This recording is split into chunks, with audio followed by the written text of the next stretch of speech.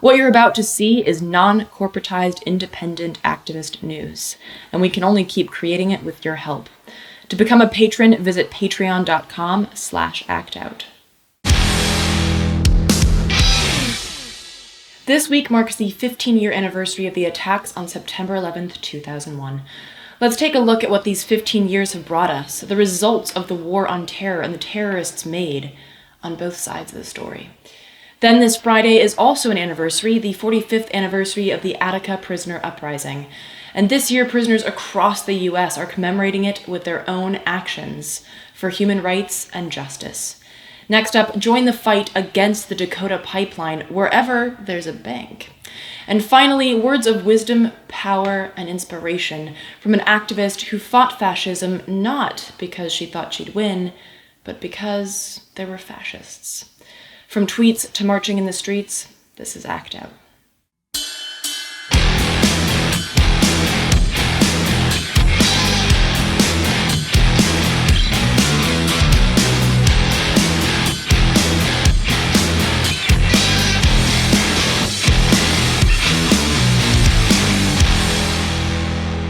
Welcome to Act Out. I'm Eleanor Goldfield, and this is your tipping point. This Sunday marks the 15-year anniversary of 9/11, one day that shaped the decade and a half that followed in so many ways, from state surveillance to military spending and just slapdash, fuck it, shoot and fire strategies. And as the day draws closer, we Americans will be reminded of how awesome we are, how much we've suffered at the hands of those who hate us for our freedoms, and how we must latch onto our way of life like a drowning rat, even if that means going down with a ship. This shit is ours, we are awesome, and fuck anyone who says different. Of course, in reality, all of that is just a jingoist pile of bull. A tattered red, white, and blue that hangs over blood-stained lies, terrorist ties, and corporatized capitalistic bullshit. There is no doubt that what happened on 9/11 was horrendous. But there is also no doubt that our response was, has been, and still is horrendous. Following the attacks, our government's unveiling of their new war on terror created nothing but more terrorists on both sides. And I'll qualify that comment in a minute, but first let's just ask the simple question. What breeds terrorism? Well, Keith Proctor, policy researcher for the Portland-based development organization Mercy Corps, had the same question. In a 2015 report by Mercy Corps that dug deep into unemployment, injustice, and violence in Afghanistan, Colombia, and Somalia, Proctor said it became clear that what drove young people into militancy included experiences of injustice, discrimination, marginalization, corruption, or physical violence, such as being beaten by police or security forces, or being faced with the killing of a family member. Indeed, a 23-year-old former militant fighter told Mercy Corps that he joined the Taliban because he was angry. Angry about what? Well, because the Islamic school, or madrasa, where he used to study, was destroyed in the US-led surge to clear the area of militants 5 years ago, which, incidentally, as his next moves made clear, essentially did the exact opposite of clearing this place of militants. In a more high-profile case of this same radicalize and repeat story, just last week the Pentagon confirmed that a current leader of ISIS was held at Abu Ghraib prison in 2004 when his detention coincided with revelations of widespread torture at Abu Ghraib. At the time of his release, al-Baghdadi was designated a low-level prisoner. Many analysts believe he was radicalized while in U.S. custody. Radicalize, repeat, radicalize, repeat. And although I've mentioned it before, it bears repeating again. In his book, No Good Men Among the Living, Anand Gopal uncovers the thick layers of corruption that fuel our occupation of Afghanistan. From knowing nothing of the culture and common practices to having a painfully deep lack of understanding when it comes to political and historical feuds, alliances, and dealings. Here again, Gopal meets men like one who only joined the Taliban after the fourth or fifth time that alliance forces harassed and looted his cell phone stand, essentially making an honest living impossible. Or a man who ends up in Bagram because somebody told the US forces that he was Taliban when in fact he had aided US forces and even worked as a translator. Or how about US-backed local governments who rule their communities like dictators, warlords essentially, taking whatever they like, from livestock to women to children? Like, for example, the policy of instructing U.S. soldiers to ignore child sexual abuse because it's, quote, part of Afghan culture. So I guess we respect the culture when it comes to using little boys as sex slaves, but not so much when it comes to keeping your own soldiers from getting shot. Yeah, in a 2012 report titled The Deadly Consequences of Cultural Insensitivity in Afghanistan, former British soldier Patrick Hennessy explains how ignorance-based misunderstandings on both sides have led to life or death situations. The genesis, or source of resentment that seems to have fed into moments when Afghan soldiers have turned their weapons on Western soldiers, seems to be because they perceive themselves being slighted by being shouted at or some sort of perceived insult. Very few of these attacks seem to be about somebody who has a political, religious, or ideological hatred of Westerners in Afghanistan, or who is an out-and-out Taliban sympathizer. But wait, I thought they hated us because of our freedom. No? So maybe they just think we're assholes because we make fun of them for holding hands, something Afghan soldiers commonly do, or maybe because we turn a blind eye to child sexual abuse, or maybe because we drone bomb them. And by them, I of course also mean people that we have never declared war on, like the Yemenis and Pakistanis, or the innocents we kill when those trigger-happy little robots miss the intended target 90% of the goddamn time. And still, maybe others just hate us because we tortured some folks. And that brings me to my previous comment about creating more terrorists on both sides. What would you call it when an unprovoked nation bombs another, killing hundreds of innocent civilians? Is that terrorism? What would you call the torture carried out at Bagram, for example, including a 22-year-old Afghani taxi driver who was beaten for 24 hours straight before being chained to a ceiling and left to die, which he did? Army investigators later found that interrogators had not believed the taxi driver to be guilty of anything. They had simply picked him up because he was driving his taxi past the base. Or how about the aforementioned Abu Ghraib, the infamous Iraqi prison that was home to horrifically sick and twisted acts of both physical and psychological torture? Or indeed, the entire invasion of Iraq, yet another guns-blazing yeehaw war for oil thinly veiled by a feeble fable about WMDs and mean men with mustaches. Indeed, in July of this year, the Chilcot report on the UK involvement in the 2003 invasion of Iraq was released, citing in a nutshell that Iraq was not an imminent threat to either the US or the UK, that war was not at all a last resort, and that containment could have been adapted and continued, but as we know, wasn't.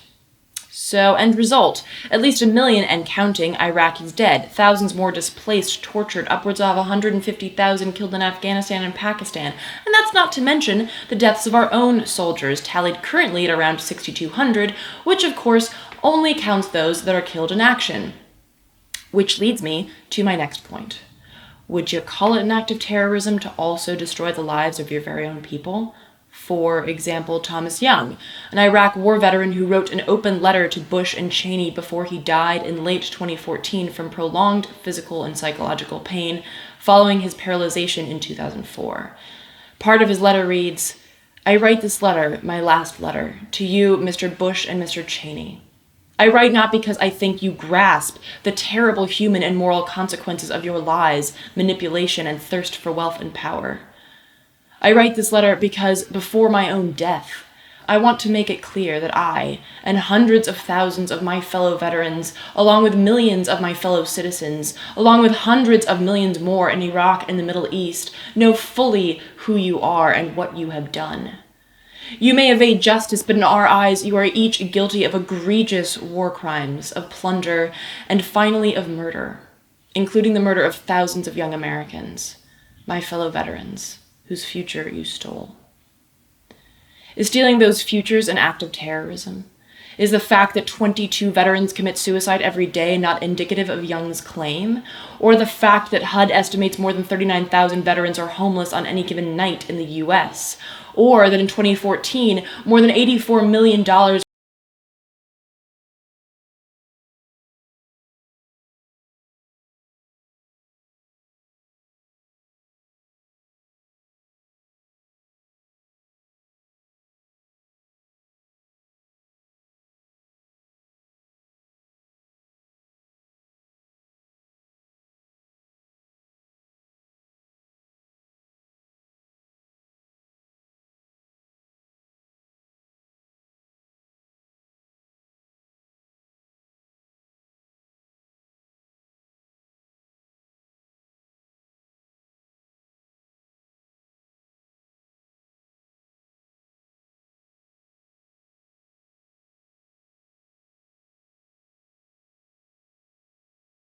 terrorist nation, you slip in a final section, giving the Justice and State Departments the power to stay court action indefinitely.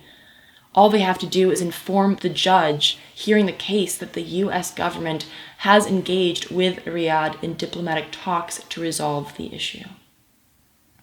Is that not a clear-cut fuck you to 9/11 victims and their families, and a further pedestaling of terrorism and all its twisted players? Does this not further highlight the reality that the war on terror, or indeed any war, including the war on drugs, is merely another horrific enterprise concocted by the 1% at the expense of the 99% in the name of money and power?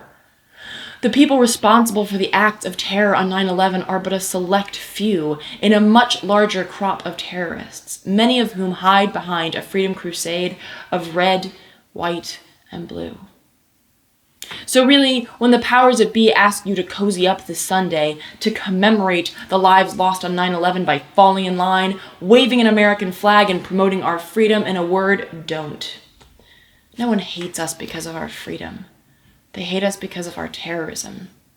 We are a country of exceptional greed, arrogance, ignorance, and violence. The families of those who died on 9/11 gain nothing from the deaths of millions in the Middle East. The more than 32,000 cases of serious respiratory or digestive issues and over 12,000 mental health diagnoses tied to the attacks on 9/11 cannot be treated with more bombs, more death, more destruction. The war on terror is terrorism. Violence in the name of jingoism or religious creed is neither acceptable nor helpful.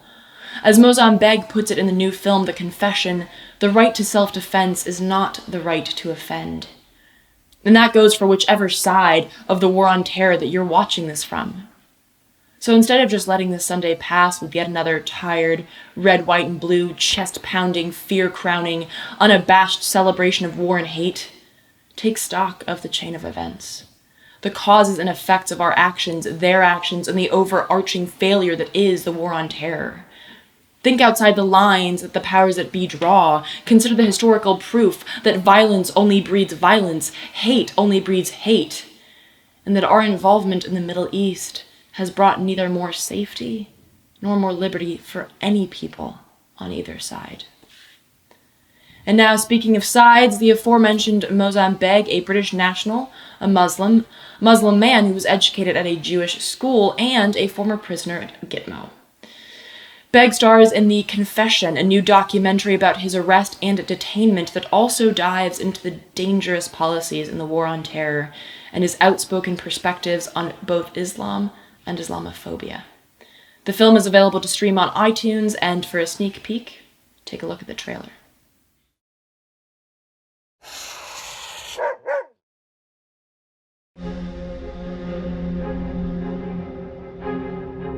So it was midnight. There was a knock on the door.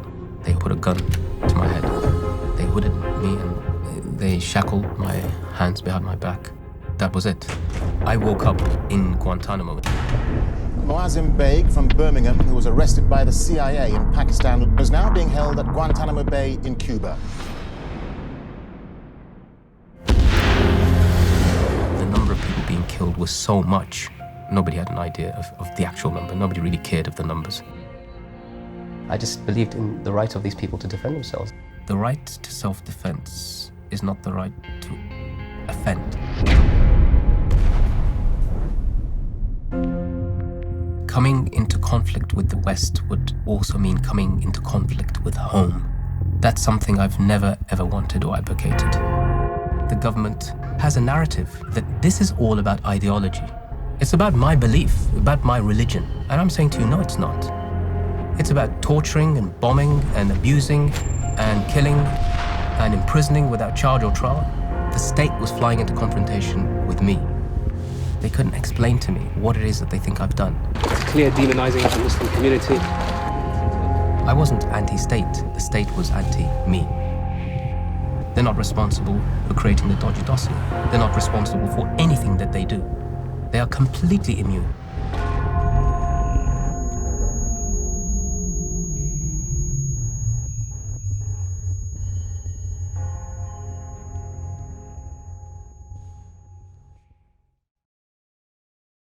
I strongly recommend seeing this film. It offers up a seldom seen, often covered up reality for many innocent victims in the War on Terror.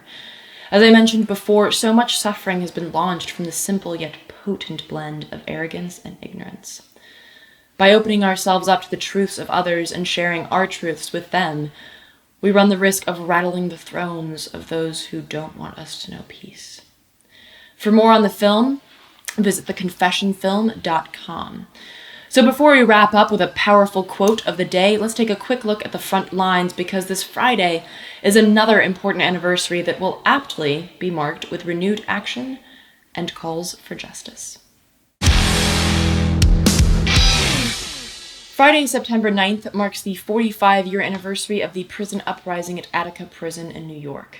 On September 9th, 1971, prisoners at Attica took control of the prison, holding 42 officers and civilians hostage, demanding that their list of demands, known as the Attica Liberation Faction Manifesto of Demands, be met before they would agree to surrender.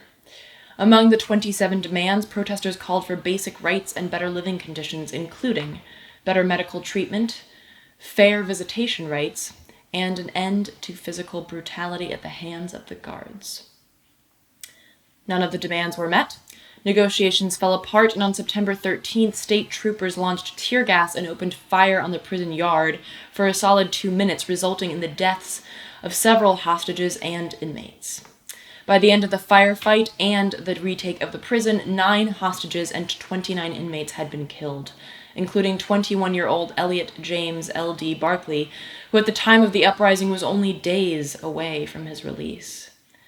Barkley's eloquent words on the prison uprising seemed to not only echo from the disgraceful days of slavery, but also prophetically pinpoint a fight that is still ongoing. We are men. We are not beasts, and we do not intend to be beaten or driven as such. The entire prison populace, that means each and every one of us here, have set forth to change forever the ruthless brutalization and disregard for the lives of the prisoners here and throughout the United States. What has happened here is but the sound before the fury of those who are oppressed. We will not compromise on any terms except those terms that are agreeable to us. We have called upon all the conscientious citizens of America to assist us in putting an end to this situation that threatens the lives of not only us, but of each and every one of you as well. In the spirit of his words, this Friday, prisoners across the U.S. will participate in coordinated protests under the banner A Call to Action Against Slavery, consisting of work stoppage, hunger strikes, and the peaceful refusal to take orders. The strikes will focus on the widespread exploitation of prisoners, a form of modern-day slavery, even more glaring when one considers that nearly 1 million of the 2.3 million incarcerated population is African American. Prisoners who refuse to work are typically placed in solitary confinement, and those that do work are either not paid or paid shockingly low wages, like, for example, 74 cents a day. The profits, of course, go to both the corporations taking advantage of the labor from Bank of America to Victoria's Secret, and the prisons themselves, who enjoy further profit by charging exorbitant prices for everything from phone calls to tampons. And while the issue of forced labor is the focus of the actions on September 9th, the whole prison industrial complex is guilty as hell, corrupt and twisted, and must be held to account. And this is where the work for us on the outside comes into play. September 9th is not just about strikes on the inside, but a strong show of solidarity on the outside. Just like with the War on Terror, we cannot expect to wash our hands of terrorism done in our name on our watch. And we cannot expect to wash our hands of forced labor, men and women in cages for profit. For more information on events in your area, visit the Support Prisoner Resistance website and click on September 9th in the top left-hand corner. And for a list of companies that use prison labor so you can avoid using them, visit the bit.ly link below, bit.ly/prisonlaborcorps. Now, before we wrap up on the show with a quote of the day and a bit of musical interlude, I want to let you all know that there are solidarity actions happening right now through the 17th as part of the movement to stop the construction of the Dakota Pipeline. Indigenous leaders are calling on anyone who drinks water or needs it to survive, which my guess is you, to join in or build an action between now and the 17th, specifically targeting the financial institutions that are funding the pipeline. As with anything in this system, if you cut the money pipeline, the actual pipeline won't get very far. To learn more about which financial institutions to target, as well as planned events and how to plan your own, visit nodaplsolidarity.org. Now, if you're feeling overwhelmed by all of this, let's ratchet up your giving a fuckedness with this quote of the day. Sophie Scholl was an anti-Nazi activist who was executed via guillotine in 1943 at the age of 21 for high treason against the Nazi regime, most notably for her anti-war work, which included being a founding member of the White Rose nonviolent resistance group. Now, I'm not bringing up her death as a way to lift your spirits, even I have a bit more social tact than that. No, I'm bringing her up because of her life, and her words that echo far beyond her lifespan, ricocheting off the stark parallels of both violent regimes and apathetic peoples. The real damage is done by those millions who want to survive, the honest men who just want to be left in peace, those who don't want their little lives disturbed by anything bigger than themselves, those with no sides and no causes. Those who won't take measure of their own strength for fear of antagonizing their own weakness. Those who don't like to make waves or enemies. Those for whom freedom, honor, truth, and principles are only literature. Those who live small, mate small, die small.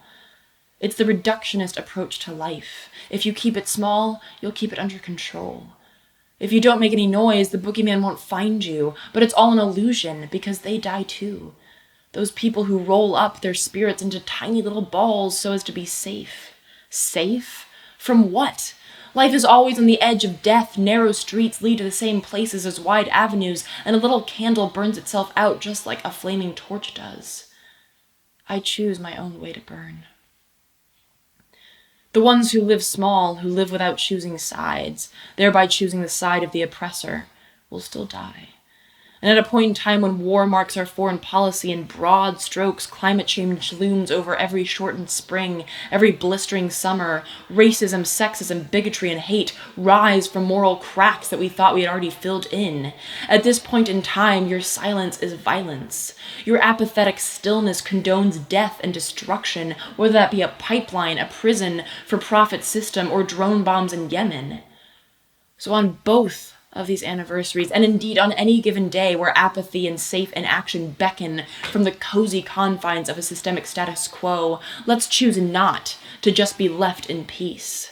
Let us not just wave a flag and commemorate another year with vapid solemnity and shallow displays of sorrow. We all want to be safe. We all want to survive. But via silence, we condemn not only others to death, but ourselves as well. As existentialist philosopher Simone de Beauvoir put it, I can neither affirm nor live my freedom without also affirming the freedom of others. And before we affirm that freedom, we have to recognize how we oppress. We have to open our eyes, grow the fuck up, take responsibility for our actions and our role as citizens, and not fall prey to that cozy temptation of not giving a fuck, of wrapping ourselves in blind obedience and servitude to Big Brother, of being babied to heal, to shut up and forget. We children of the empire are not babies anymore, and we have to act accordingly.